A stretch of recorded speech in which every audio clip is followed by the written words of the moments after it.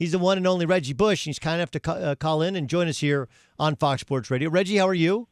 I'm good, man. How you doing? Great, dude. Great. Okay, so let me here's what America knows. America knows you did an interview with Playboy magazine, and they talked about paying players, and you said, hey, and I'm like kind of paraphrasing here, hey, there's some pitfalls to it, right, in terms of people who are around. Like, guys don't have financial literacy. They don't know what to do with the money, and there's a very dangerous downside to it. I think one of the quotes was, it's going to ruin some kids. Can you paint the full context because that's really what it's about. It's a conversation you were having with somebody interviewing you. Give me the full context of the conversation. Well, the context of the conversation was, now that we've gotten past the first hurdle, right? The first hurdle was we got to allow college athletes to make money off their name, image, and likeness, because the universities are hamstringing a lot of people and a lot of families. And it's unfortunate because the universities that are making all the money off of these kids then go and invest that money, right? And they're able to invest that money into various things like the stock market and all these other different things that, from their endowment funds or wherever, they put this money into this fund, right? And so the universities are investing in using that money that they're making off the kids, right? And so now I think this should be the same opportunities for kids as well. They should have the financial literacy to be able to go out and to invest their money for passive income, right? Not just going out and buying things, right, like shoes and cars and clothes, and teach them true financial literacy, right? It's not just about business, but it's about also understanding how to save money through taxes, right? We could spend 3-4 hours on just that, right? Understanding the difference between a liability and an asset. Those are things that 18-year-old kids don't think about, right? Or 19-year-old kids don't think about. Correct. But they're in the belly of the beast, right? And the belly of the beast is this big college program where there's lots of money that's being made off of these kids. And there's lots of business that's happening, right? And it's all because of the athletes, right? And so I'm saying give those athletes those same opportunities, right? Yeah. You're already using the money you're making off of them. Give them the same opportunities that you have to invest your money into the market and to make money off of that and make their money make money. Listen, I agree that there are financial pitfalls. I totally agree with you in terms of what college is teaching. I do think that a lot of colleges are morphing and evolving, and it's not as cut and dry as it was when you and I were in school in regards to, but there is a need. I mean, there's always been a talk of a pre-professional sort of degree, right? Like, I mean, or even, some schools, when I went to Notre Dame my freshman year, they have freshman studies. I instead of taking biochem my freshman year, which is of no use to me at all, me and everybody else in that classroom, we should have been taking like financial literacy. Like you buy a house. I didn't know. Like I had to buy a house in order to learn how to buy a house. Like I shouldn't be doing that.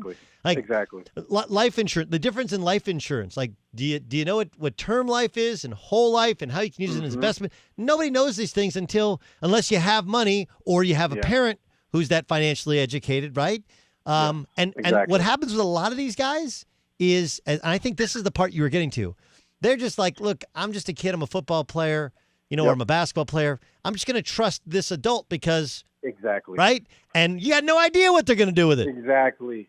100%. You hit it right on the head. The other thing I want to go back to that you said is that the kids who are financially literate are the ones who their parents were financially literate, right? But for 99% of these kids, right, that go to these colleges and they get these scholarships, most of them come from nothing, which means that their parents come from nothing and they don't have the financial literacy to help their kids out, right? Because they didn't do it, right? Like for me, I didn't have another superstar in my family, right? I didn't have somebody else to show me how to be a superstar. I didn't have somebody else to show me how to use millions of dollars the right way. I had to learn it on the fly. Yeah. And do you know how dangerous that is? It's really for a kid who Right, right, and you don't ask questions, right? Someone wants to give you something, you don't ask questions. Look, I had two parents who had combined 3 degrees, and I wasn't really financially literate, but I do what and they went to college, and I knew some of it, but not a ton of it. But it's I remember Mike Tyson said, like, you want something really dangerous? Give a 19-year-old. That's when he won the heavyweight champion. Give a 19-year-old millions of dollars, and nobody looking out for him. Exactly. It's really okay. So. I just full disclosure, I'm not a pay the players guy among the other reasons because of it. Just because I think the value, there is a value in education, right? And you pointed out, and I agree with this. There's such a high percentage of kids are the first ones in their family to go to college that you do get something out of it. Now, what I think colleges should do, like you said, is make them financially literate. But I also think that if this is a way in which players will stay in school longer and finish out and become a finished product, I think colleges are doing a better job of fulfilling the true ideals of what it's about. Is that fair? Okay. Go ahead. If you disagree, a little bit. Let me back you up on one thing, right? Because you alluded to the education and how you're getting something for that education, right? And the thing that school teaches you how to be an employee. School does not teach you how to be a boss or a CEO, right? You go to school, you get an education, you go get a job, you make an honest living, you get a nice house, and you drive a decent car, right? But but I didn't learn how to be a CEO or a boss or run my own company through school. I learned those fundamentals from football, right? Sure. And for most people, right, like for you, for example, right, how much do you remember from what you learned in your biochemistry class? Nothing, but I agree with you in basketball, playing basketball. I learned everything I needed to know. Let me ask. Okay, that was my next question. How much do you remember, and how much more did you take away from basketball? A lot. I'll say this. Okay, so I was when I went to Oklahoma State, I was a marketing major, and I did learn a ton from marketing. It was I took for me what I thought was the perfect major in that it was all oral presentations, right? Case studies. So you learn why New Coke failed, why the Chevy Nova failed, things like this. So I actually do remember a lot. I agree with you. Like I can tell you every play, every set, everything that happened in every basketball game, because that's your passion. Well, why is that? Because it's your passion. It's what you're passionate about. Okay, because you know what? School can't teach you your passion. School gives you the tools to sharpen for your passion, but school is not going to give you your passion. That passion has to come from within, right? And so I'm not saying that education isn't worth anything. All I'm saying is right now in the middle of a pandemic with 30-plus million people who just filed for unemployment, how much is that education helping them right now? How much is that college degree or whatever that high school diploma? You want the real answer? Okay, so if you're a USC guy, which you are, and you lose your job, your network of SC alums is who's going to get you that job. And but it's about who you know. Yeah, but that's what college is. Those resources aren't available to everybody. Yes, it is. Just because you don't think, USC, look, Reggie, if you didn't have the job at Fox, you don't think every USC alum is going to want to Reggie Bush wants to do medical sales? Get him today. No, because they sit you down with a doctor and they're like, let me give you a perfect example. Doug. I tried to join Bel Air Country Club. Not Bel Air. What is it? Brentwood Country Club. Country Club. I can get you in that if you want. I don't belong. I do know a member who would get you. I was going to join Brentwood Country Club. They don't serve your kind. What's going on? Hold on. Okay. Hold on. I'm going to just give you an example. All right. I wanted to join. The head guy wanted me there. All right. Now, you got to go through this process where lots of people have to make a decision whether they want you in the club or not. There are USC people there. I got denied, right? So what I'm saying is that just because you went somewhere, just because you went to this school, doesn't mean you're going to get all these resources. Right now, they are there for you. But I'm telling you, I have a bunch of USC teammates right now that ain't doing nothing.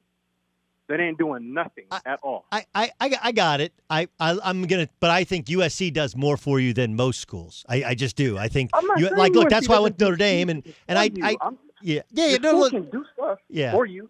Why'd they keep you out of Brentwood? Hey, get Brentwood Country Club on the phone. Like now you got to be like, No, I don't care about that. I'm using it as an example. I understand. You're saying just because of who I am that I automatically have this access, or just because of where I went, I automatically have all this access, and that's not necessarily true. I understand, but I do think there's other parts of college that do teach you, right? You learn about budgeting your money with whatever your scholarship check is. If you get some from home, if you don't, if you get a Pell, if you don't, et cetera, et cetera. Yeah. You learn about your time, managing your time, and then you learn about kind of socially managing relationships. And I think it's of value. Do I think it's the end all be all? No.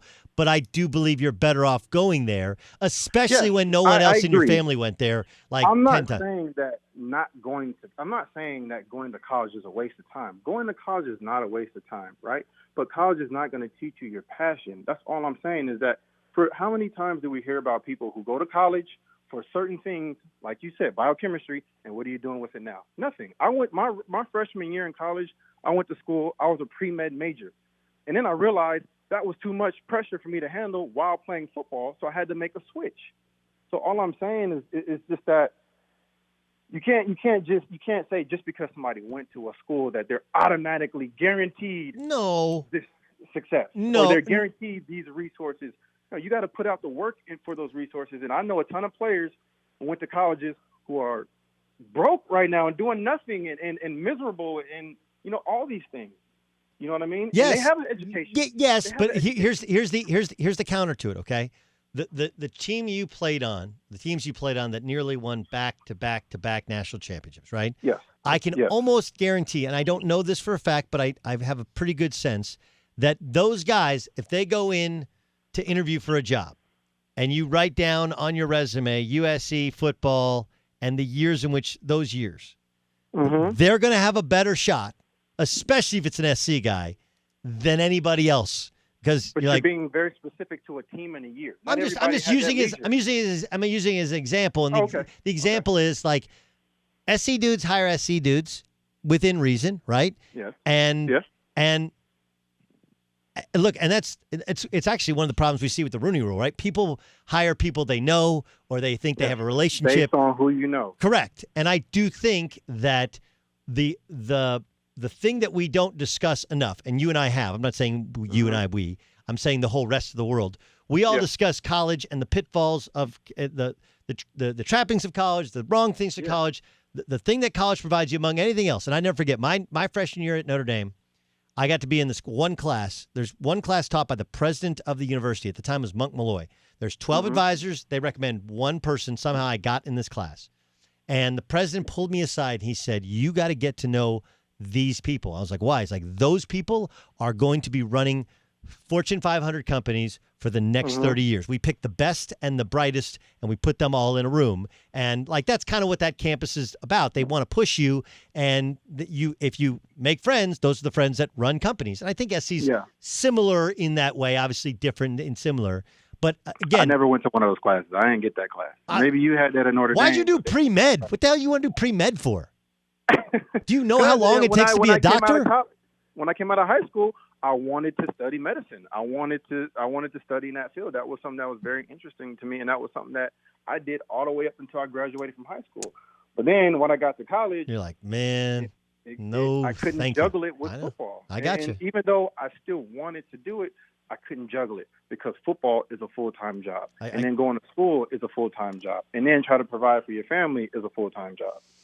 Hey, you know what you should do? You should get on one of those doctor shows, like the next Grey's Anatomy, right? Where you get to do all your doctor stuff and talk like a doctor and act like a doctor, but you don't actually have to go to medical school. You just got to memorize some lines, right? None of the debt from college. You don't have to be a resident and work 80 hours a week and not sleep. That's what it is. Get your agent on the phone as soon as you hang up. I'll find the guy at Brentwood who kept you out, and you get your agent on the phone and get on the next Grey's Anatomy. Whatever the next Grey's Anatomy is, we want Reggie Bush to be a doctor, okay? Not a PA, okay? Not a nurse, okay? A doctor.